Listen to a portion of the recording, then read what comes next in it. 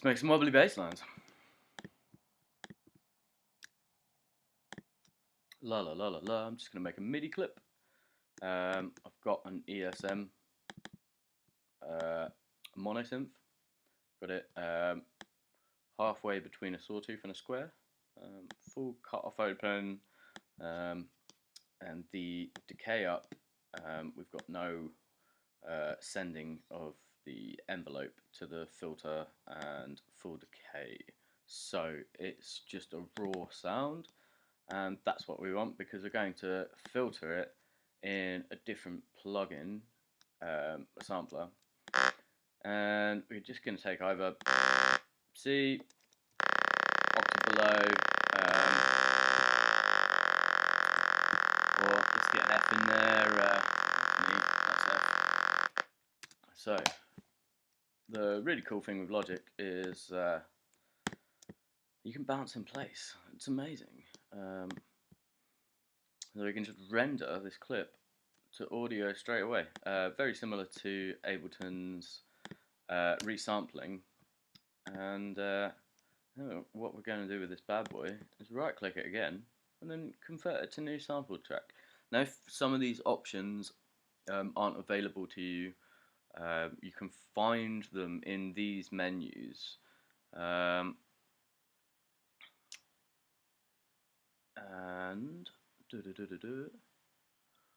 select playback, move, trim, split, bounce and join.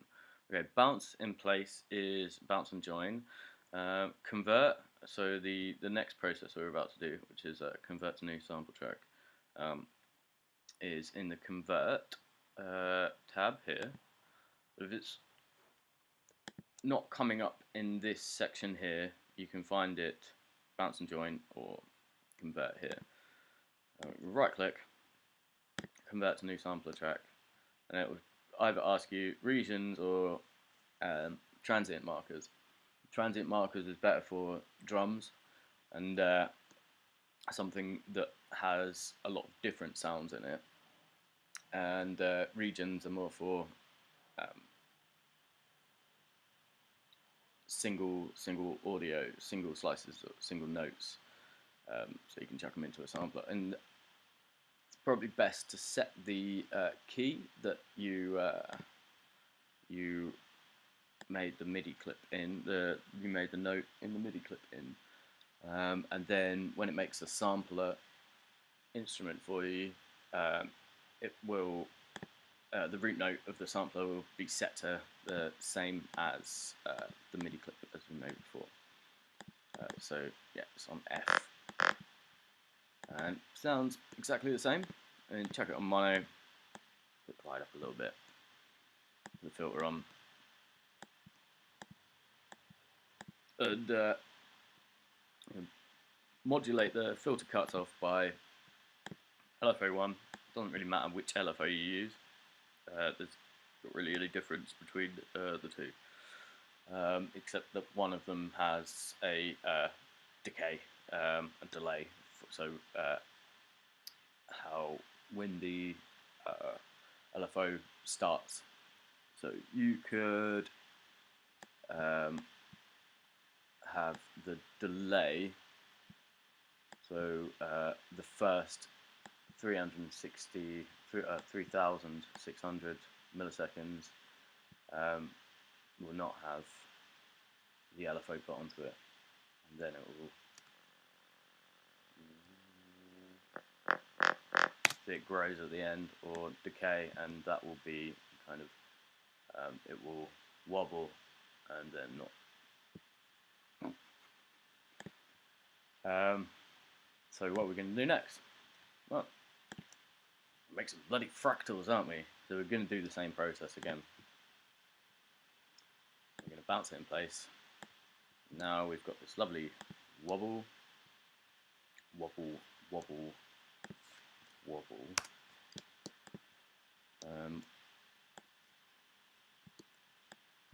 We can convert that to a new sampler track again, and it'll already be selected on F for us. Do that again.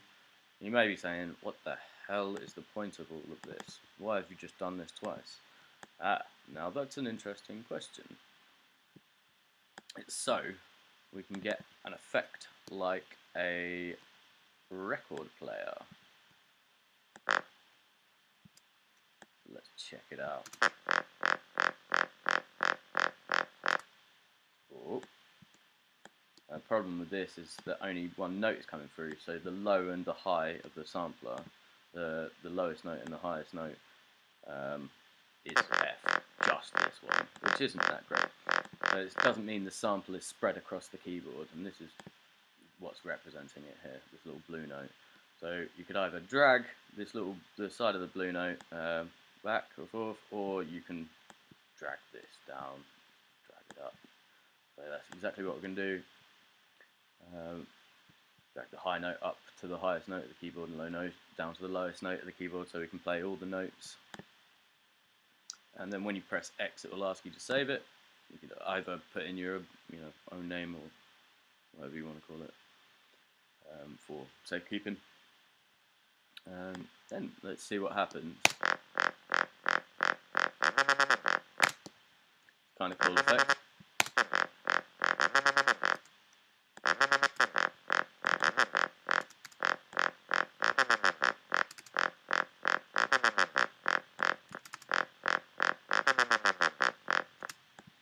And you can start off with any other sound. It works really well on Reese's. Any sort of modulation sound, any sort of sound that's got some movement in it that's quite predictable. This technique can work really well. The more random the sound is, you can also get some interesting textures and pictures out of that. So we'll try that now and see what's about to happen. So, and this could go completely wrong. So let's check it out with a bit of pitch modulation on random. So we'll put it on LFO1 again, and we won't make it predictable. We'll make it on the smooth random. So there's two randoms at the bottom of usually any modulation, any LFO section. There's a bunch of standard waveforms, like so you've got your triangle, and then you've got your ramp down, ramp up squares, and then middle square sort of thing. So instead of just on and off, it goes from the middle. And then you've got a hard random. Probably not the right term. It's called sample and hold, I think. And the other one is smooth random. I mean, there's probably better names, more technical names for these, but this is just what they sound like. One of them sounds like R2D2. Oh, let's go back. Oh, we haven't actually sent anything to the pitch. Okay.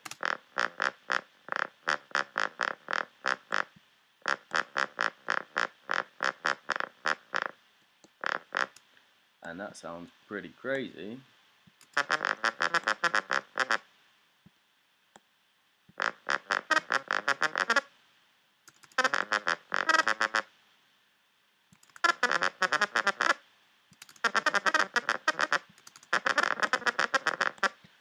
So that's the hard random.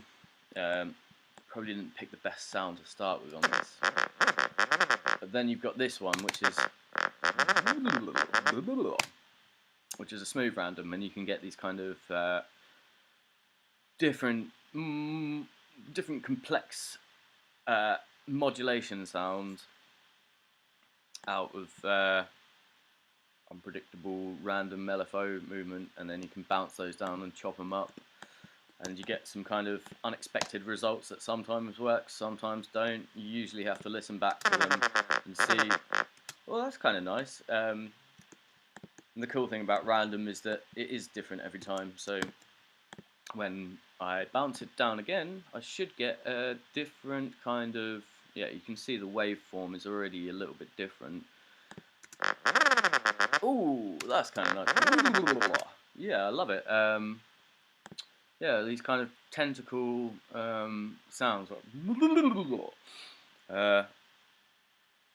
or a record kind of slowing down. So I hope this has been informative, useful in any sort of way. It's very much a kind of Opiuo sound. I hope I'm pronouncing that right, but yeah, if you want to make your own kind of wobbly bassline sounds, check it out. It works really well on Reese basses. I probably won't do a tutorial on Reese basses. There's probably enough out there. You know, it's just two detuned oscillators. Well, that's about it. And the movement. So instead of coming from the filter modulation that we did here, the movement comes from the two waveforms going in and out of sync with each other, and that, but in a predictable way. And then when you repitch it, when you change the pitch in a sampler, you get the double the rate of movement per octave. And so if you do double the octave higher, you're going to be twice as fast. You do the octave lower, you're going to be, you know, half as fast. So I hope this helps. I hope this is informative, can be used by you to great. Where's my cat? All right. To great things. Look forward to hearing what you're going to create with it. Cheers.